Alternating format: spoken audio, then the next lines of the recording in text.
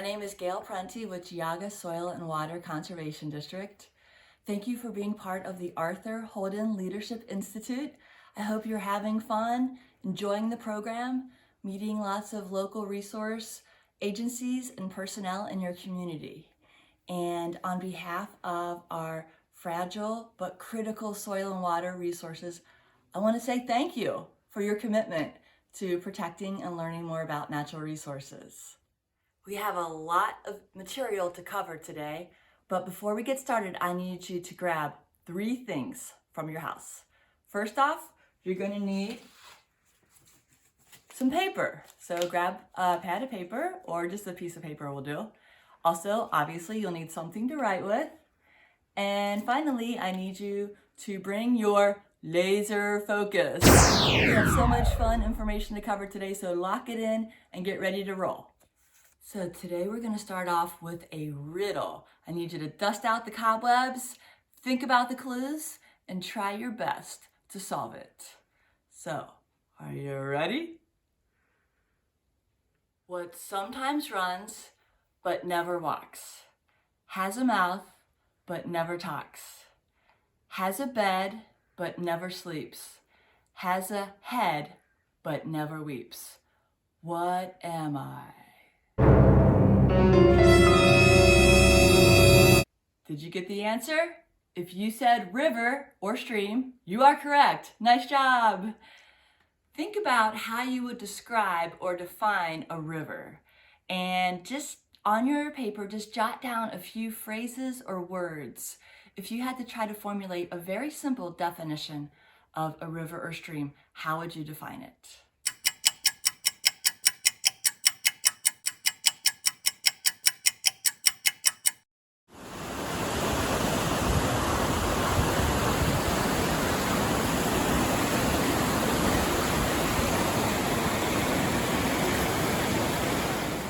So very basically, a river is a body of water that flows down a gradient along a definite path.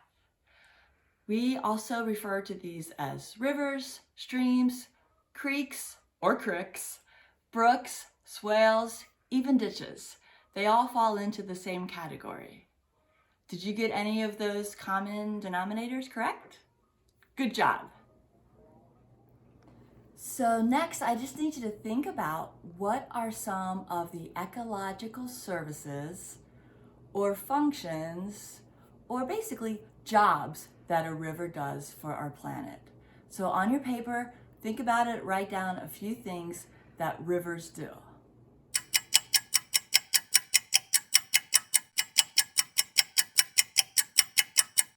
Rivers and streams are a critical part of nature's water cycle. They transport water, materials, and sediment, provide habitat and food, and most critically, they drain the land. So how do rivers and streams drain the land? Well, as water falls in the form of snow or rain, gravity pulls this water down and it begins to form just a small trickle, maybe through a field or in a forest. And as gravity pulls this water downhill, then it may join up with other small trickles or channels of water. They'll come together and form a larger stream.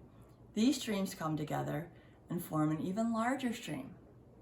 Let's look at this a little closer. You can use a tree to demonstrate the way that water drains the land. So if we start with water coming through as this stream joining up with this stream, we call this headwaters or the first order stream. When these two join, they form a second order stream, larger body of water gaining a little bit more velocity.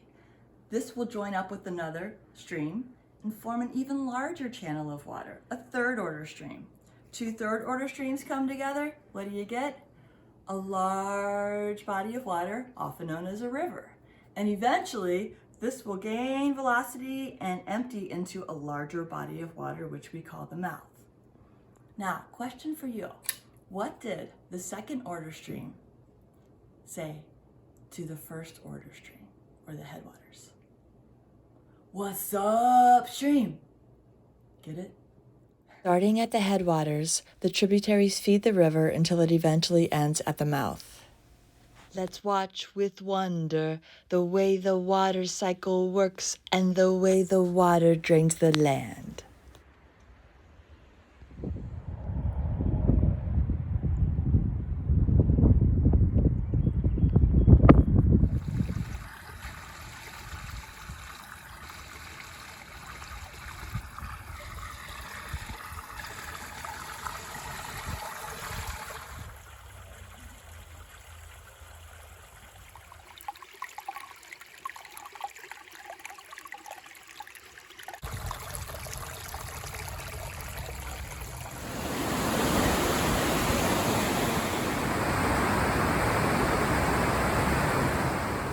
Think about the area of land. All the rain or snow that hits this area of land is all going to flow eventually to the same point. What do we call this area of land? Where all the water drains, where all of the water sheds. Any guesses? If you said a watershed, you are correct.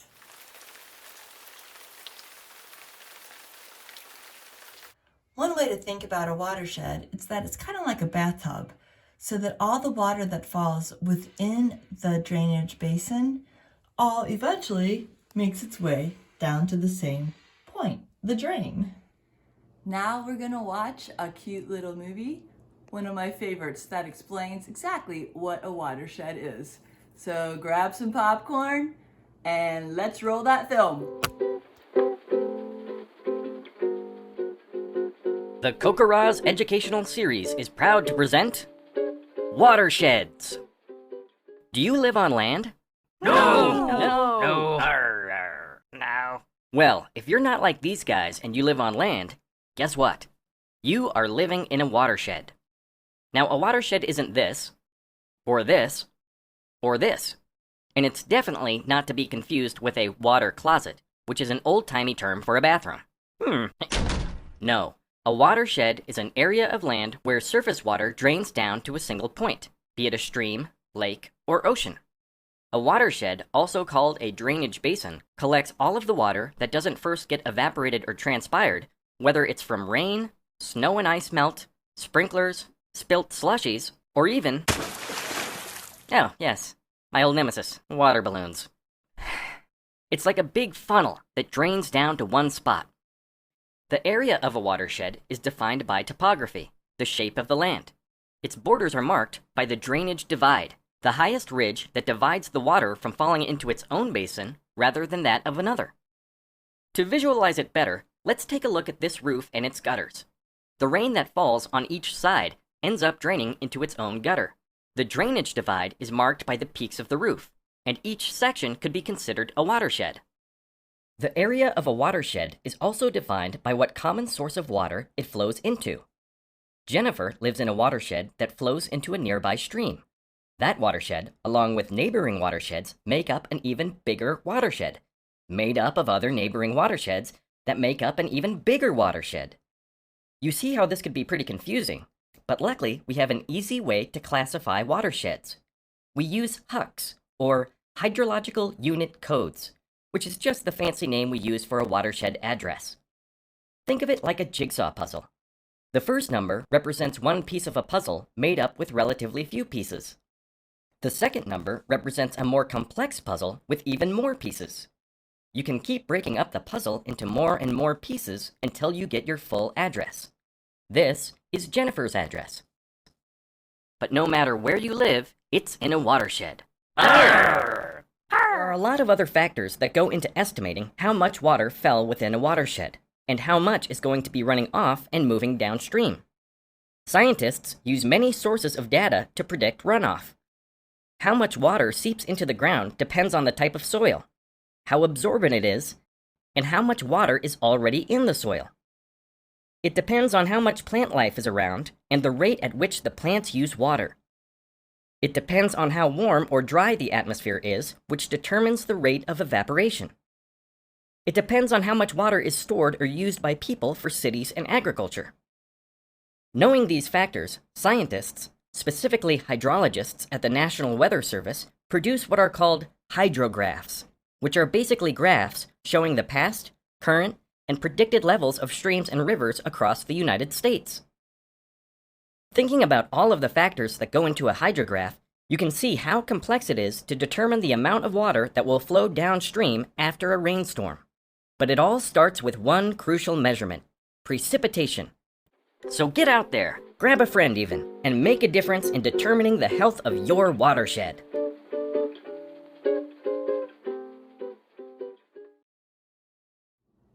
In just a minute, you will see a watershed map of Lake and Geauga counties.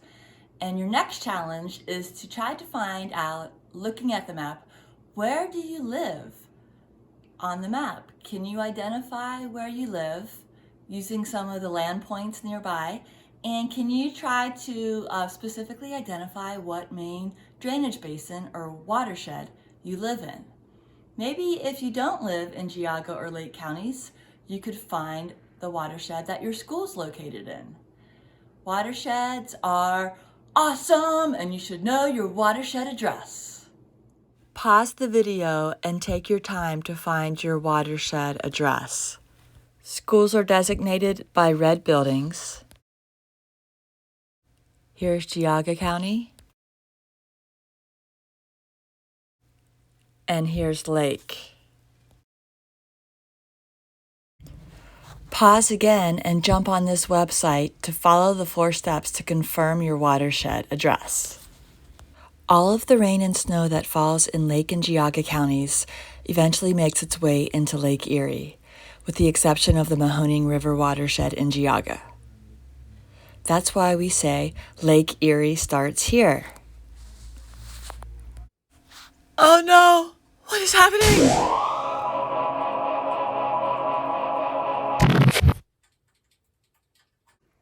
Time travel.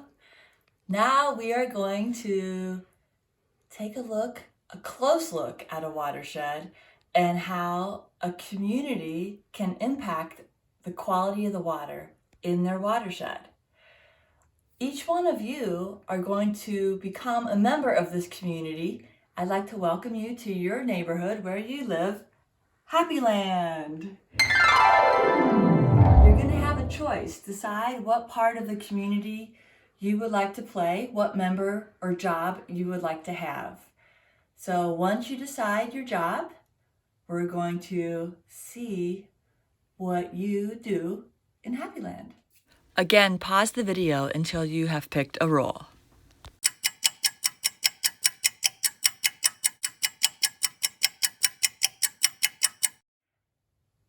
Who was the commuter? Was it you? Well, thank you for contributing to the economy of this town and getting up every morning bright and early and driving to work. So you live here, nice sports car. You really enjoy driving, cruising down to work, even as early in the morning. And here you go, get your motor running. Oh dear. Born to be. Let's see, what happens to be leaking out of your vehicle? Looks like you have a pretty hardcore oil leak going on here. Some type of automotive fluid coming out of your vehicle. So you have parked here at the factory. This is where you work. You're 9 to 5 every day. This is where you go to bring home the bacon.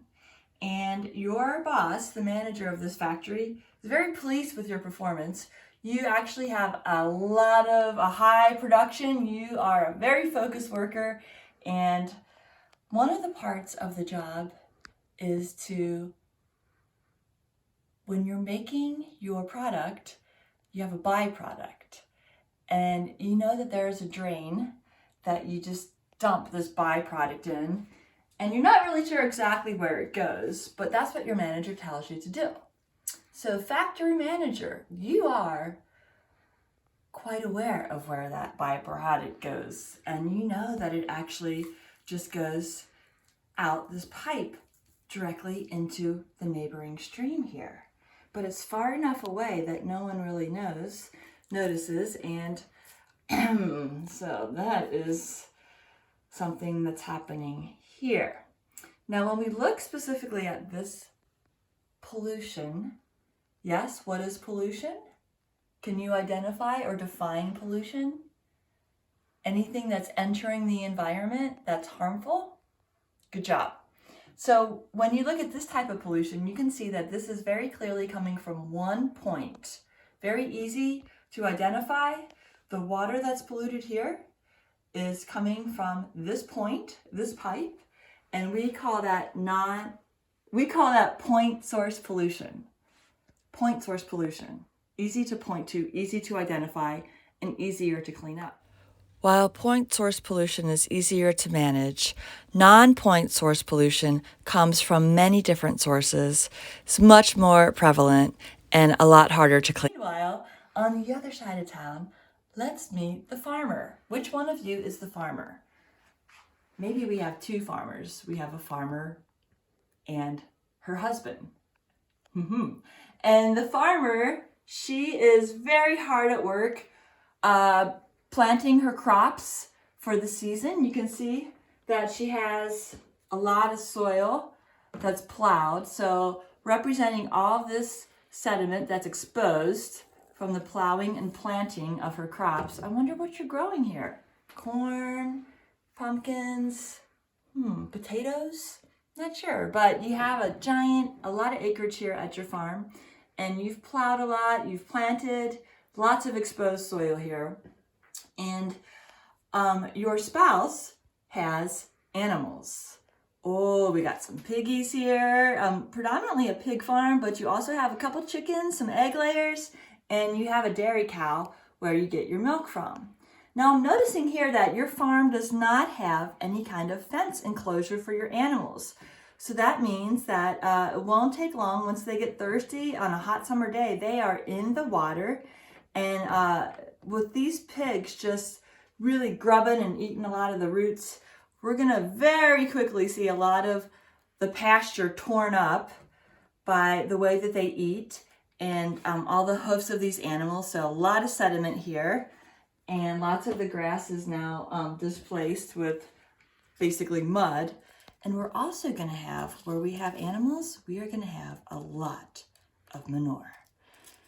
And some of this manure will begin to be used by the plants in the pasture, the nutrients that it's providing at first, but over time, this manure very quickly builds up. A lot of poop really quickly. And managing this poop is definitely a challenge for a farmer that has animals. So it looks like you're not really doing a lot to manage the manure on this farm. And dog, yeah, we got a lot of poop going on there. Also, I did want to point out that your well, your drinking water well, is right on the edge of your farm here. And looks like it's very much at risk for some of the things that you're putting in your fields to get into your well. Farmer, in order to grow your crops, what might be something that you add to your planted crops in order to ensure that they're going to grow and that you will have a very successful, productive crop this year? If you said fertilizer, nice job. Frequently, we fertilize our crops to make sure. We're going to add some fertilizer here. And we're going to make sure, give these guys the nutrients that they need. Now, we could use natural fertilizers like compost or even the nutrients that come from cover crops. But it looks like you've done a lot of plowing here, a lot of tilling, and you're just adding synthetic fertilizer here. Also, once your plants start growing, I'm noticing a few bugs eating. Oh, you got some earworms on your corn. What are you going to do to prevent these bugs from infesting your crops? This is your investment. This is very valuable to you. How are you going to protect it? Maybe you need to add some pesticide to kill some of those insects that are harming your crops. So we're going to add some pesticide here. Spray some of the crops and kill all those bugs so that these are going to grow as full and as productive as possible. All right, so now that we've visited the farm, let's move to the other side of town. And here we have a logging site. Which one of you is the forester? So nice job. You've been on the forest. you have marked the trees, and you've actually met with the Soil and Water Conservation District, and you've established a timber harvest management plan. And there's certain best management practices, we call them BMPs, that you are going to install on your logging site to make sure that the sediment does not all wash into the streams, and you have a plan with the forester that you're selective cutting, taking just certain trees down that are going to benefit the forest in general. But you've hired a logger, and you don't have a contract with this logger, and this logger comes in and begins cutting down trees. So can you hear the chainsaws firing up? All right, so here we go. The logger is with not much attention to this management plan that you've designed. The logger begins cutting all the trees down, even the trees that are right along the stream, actually going onto someone else's property and getting cutting a couple of their trees without properly marking the property line. And so you have a timber harvest that's complete pretty quickly, utilizing the stream crossing, not done as you designed in your plan, but just going right through the stream without using a lot of the BMPs. And you have a lot, there he goes, off into the sunset. But now what you're left with, into the sunset, what you're left with is a lot of exposed soil right on a steep slope. And so this is a plan that failed because it was not followed. Good intentions, but with the wrong logger, ooh, you have a clear cut, you've trespassed, and a lot of soil and sediment exposed on these steep slopes right next to a waterway. Wonder what's going to happen there. All right, now, as we know, in northern Ohio, we get a lot of heavy snowstorms, sometimes when we're not expecting them. But thank goodness our townships and our cities and villages are good at keeping our roads safe. And that's thanks to the early bird risers, or sometimes the late nighters, the township service departments, the road and street crew. They are salting our roads, keeping road salt to melt the ice and snow as it comes down, keeping our roadways safe. So, no, it's not a cement truck, my friends. It's a salt truck. And look at Happy Land is much happier when we have safe roads to navigate. So thank you, townships, for doing that for us. On the other side of town, lots of excitement is stirring because we have a brand new development going on.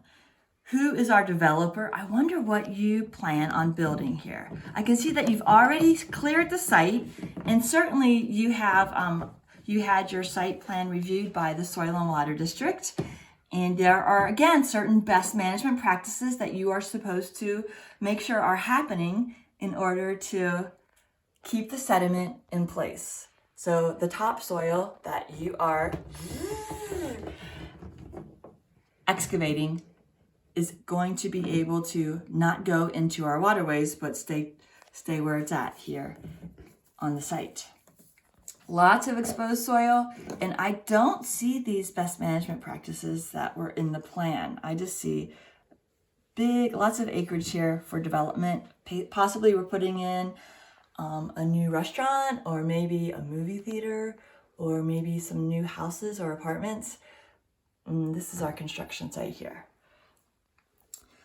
So right next to the development site, these neighbors are not very happy about what's happening next to them, because they love to have a very perfect green lawn.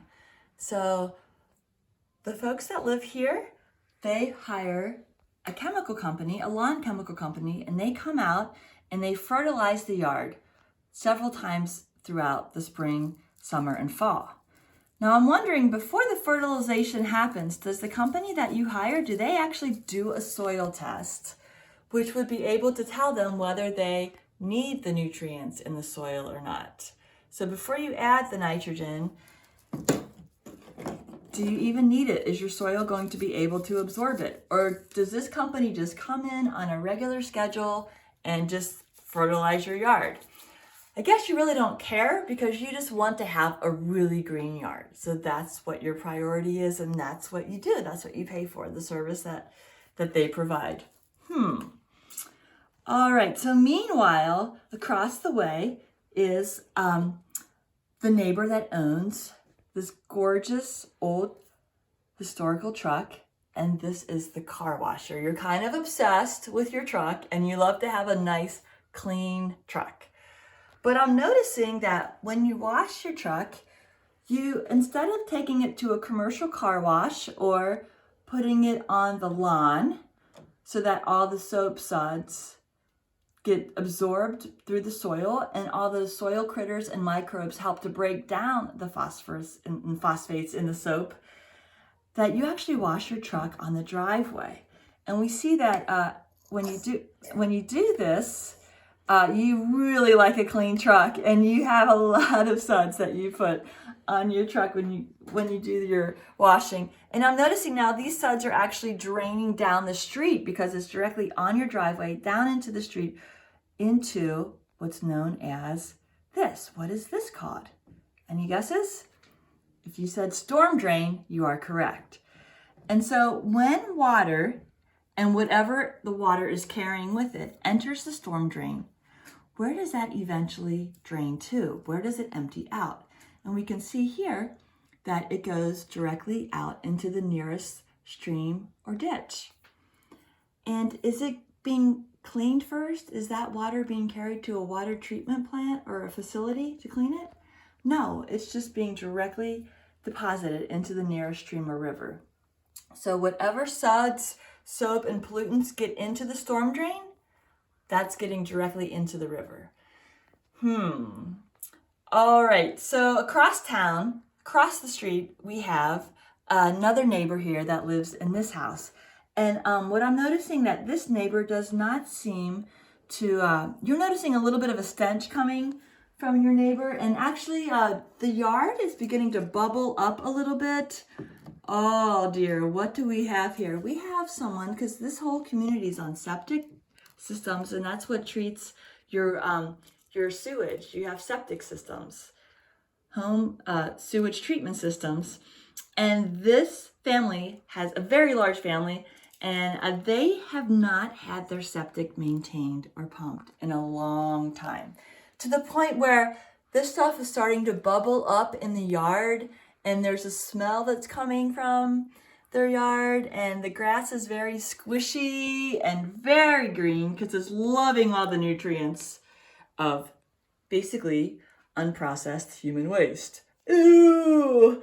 So it's going to be recommended that you definitely pump your septic tank and maintain that every 2, 3, even up to 5 years, but just make sure that you're staying on top of that because it will fill and it will cause a problem. All right, so we also have in this neighborhood the spring cleaners. They're based out of this person's house, and they love to, their business is to do cleaning other people's houses. But one thing that they're doing with their paint, and they do demolition, remodeling, and cleaning, they're dumping their paint and they're dumping all of their products, their cleaning products and their bleaches and ammonias, taking the buckets and dumping them directly into the storm drain as well. We know where that goes. It's basically like taking those products and dumping them directly into the water. And those chemicals can really affect the habitat, the animals that live in the water, and overall, major bummer. All right, so the last stop, the golf course. So beautiful, so green. And before the logging happened, they really had a lot of business, but now they're starting to drop in numbers a little bit because a lot of the sediment is causing a problem here. But how do you get your greens so green, golf course owner? I'm guessing it's with a little bit of fertilizer. So here you go, adding fertilizer to your golf course, keeping that nice and green, and keeping everybody happy.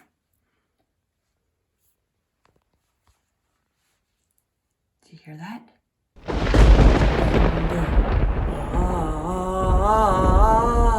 Thunder! A storm is brewing, and we are about to have a really big storm in Happy Land. Originally, as the rain starts falling, it just begins to absorb into the ground, infiltrating into the soil, and making its way through into the plant roots, soaking up the soil, soaking up the water, a nice gentle rain that's hitting Happy Land. But if it continues to rain, or if it rains really heavy, or our storm intensities increase, as they have been in recent years, then the soil is no longer able to absorb all of this water, especially when it's coming at the volume that it's coming. Lots of water in a short amount of time. And we can see in a really big storm here, whoa, what's happening in Happy Land. A lot of these pollutants here, that the chemicals that were applied to the land, and a lot of the things that we've done with the sediment and the logging site, oh dear. The oil from the commuter and all the drivers with leaking older vehicles that aren't properly maintained, we can see where that's washing out. The discharge from the factory is directly running down into the stream. Our manure from the animals, oh dear, right in. Oh yeah, even the pigs are getting washed away because the storm is so powerful. Fertilizers, pesticides, all this. Look at how this farm is plowed. It's almost like funneling the water directly in to Happy Lake. Happy Lake, not so happy anymore. We can literally see all these chemicals and all this pollutant, these nutrients, this sediment being washed away from our land into our water.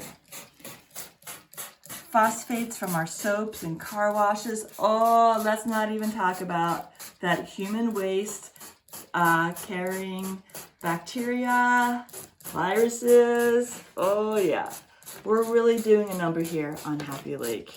And maybe Happy Land, not so happy at the moment after this big storm blows through. When we think about the pollution that's in our water, it's not as easy to identify. Typically, unless there's a major spill or contamination event, we can't normally see the pollution as obviously and clearly as we do here with this demonstration.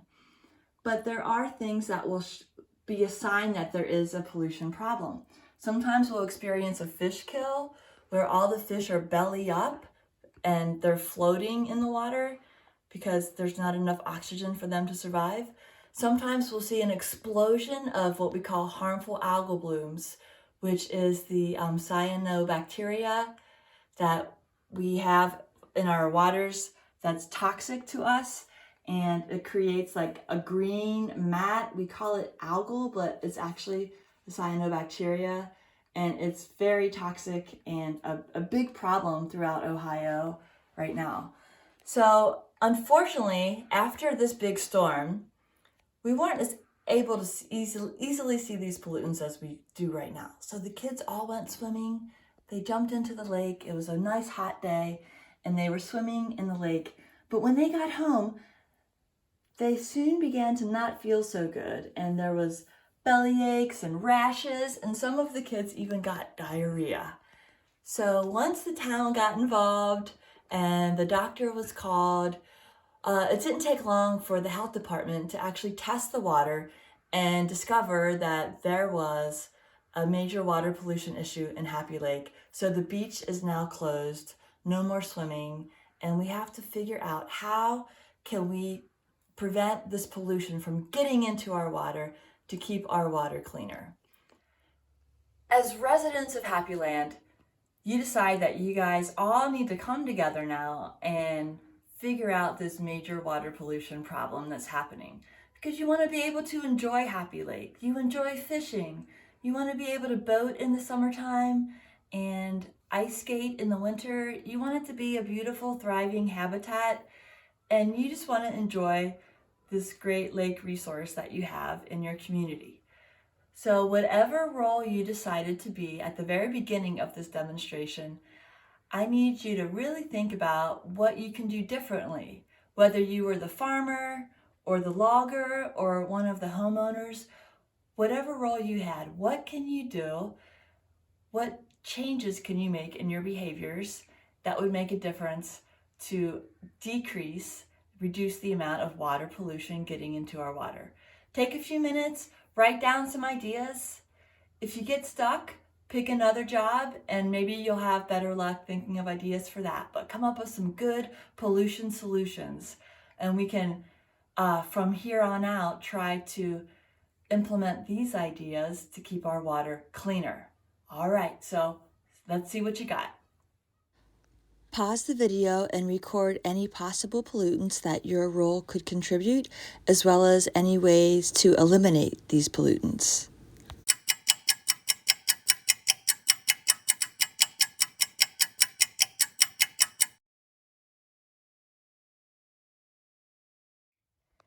Welcome back.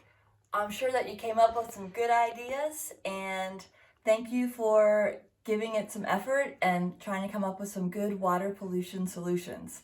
We're going to go through some of the different best management practices and some things that we can do a little differently in the future to keep Happy Land and Happy Lake a little happier. So let's start with the farm. Here we had we can see that the farmer has been plowing so that the field basically all drains directly into the lake. So whatever's applied on this farm field, it's basically being funneled directly into the lake. So maybe the farmer could meet with the Soil and Water Conservation District or the Natural Resources Conservation Service and come up with a conservation plan and try to do some things a little bit differently to reduce some of that runoff. One thing would be potentially to let the plants grow right along the water's edge so that this creates like a wetland or a buffer, and this would almost like a wall that stops this water and the nutrients from flowing directly into the water, and instead the wetland would filter and slow down some of that water runoff. Maybe the farmer could try cover crops or crop rotation or even contour plowing to change the way that he or she plows the fields to prevent a lot of that water runoff and to keep the nutrients on the land instead of getting into the water. As far as animals go, for every time anyone who purchases and commits to having animals, you always have to make a plan to manage the nutrients. Poop is always going to be a problem, and especially on a farm when you have a lot of different animals. So keeping our animals out of the water, they need to be fenced or even rotated through pastures to keep the nutrients on the land and not in the water. Some of these programs can help facilitate fencing and can help you also with additional watering sources for your animals and really help you make a plan to keep your nutrients on the farm and out of the water. Now the factory worker could very easily maintain his or her vehicle and fix those leaks and just keep your car properly maintained to keep automotive fluids off the roadways. Also, the factory owner can follow the NPDES permit and make sure that the pollutants or byproducts that are a result of manufacturing in the industrial plant are properly disposed of or carried off-site and not illegally put into the water. At the forest site, making sure that we adhere to our forest management plan and definitely trying to avoid cutting any trees down right along steep slopes, having an area where a landing pad for the vehicles, for the logging trucks to have less compaction of the soil, and also never driving right through the stream channel if you can prevent that. Keeping the exposed areas seeded and strawed to keep all of that erosion and sediment pollution at bay, and following your best management practices with your logging sites. The road department, townships, with all the snow and rain and and hail that we're getting in the winter times, they can learn how to manage their salt better, calibrating, keeping track of the amount of salt that's being utilized. And even as homeowners, we can use less salt. We still want to keep everything safe, but we can also utilize less salt and not going crazy just by throwing salt down, paying attention to temperature and the amount applied. Construction, again, meeting with your soil and water district, following the plan, using a silt fence to keep all of the soil on the site so it's not washing off in the rainstorms. You might have seen these silt fences on different construction sites, and their job is to keep that topsoil in place so it doesn't get washed away. Sediment is our #1 water pollutant in Ohio, believe it or not. Our valuable soil being washed away and becoming a major water quality issue. So seeding and strawing immediately after the construction is complete. The biggest, most important thing is keep it covered. Protect our soil, keep it covered. Homeowners, if you want to fertilize your yard, definitely don't guess soil test. A soil test will tell you what nutrients you need, if any, to apply. You could save a lot of money, save a lot of nutrient pollution concerns by soil testing before you apply, and never apply fertilizer before rain is predicted. Washing our cars on our lawns or taking them to a commercial car wash instead of washing them on our driveways where all that soap is going to just run right to the nearest ditch into the storm drain. That can really help prevent water pollution issues from washing our cars. And the same with our septics, making sure that we're maintaining our septic tanks, getting them pumped and treated every couple years, and making sure that we're not putting human waste into our water. Major issue in Northeast Ohio, so we need to definitely do our part and pump our septics.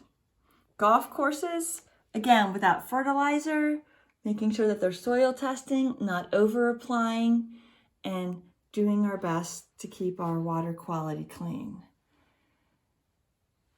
So with some planning and some creative solutions, and just thinking about how our actions are going to affect the quality of the water, what we do to the land does affect what happens to our water. So if we really put our minds to it, we can come up with some really important solutions to water pollution. We can reduce the amount of pollutants and chemicals getting into our waterways, and we can ensure clean water for years and generations to come. On behalf of the Geauga Soil and Water Conservation District, thank you so much for being here today. I hope that you had fun and learned some really important things about reducing our water pollution, taking care of our freshwater resources, and understanding where our watersheds. Thank you so much and have a great day.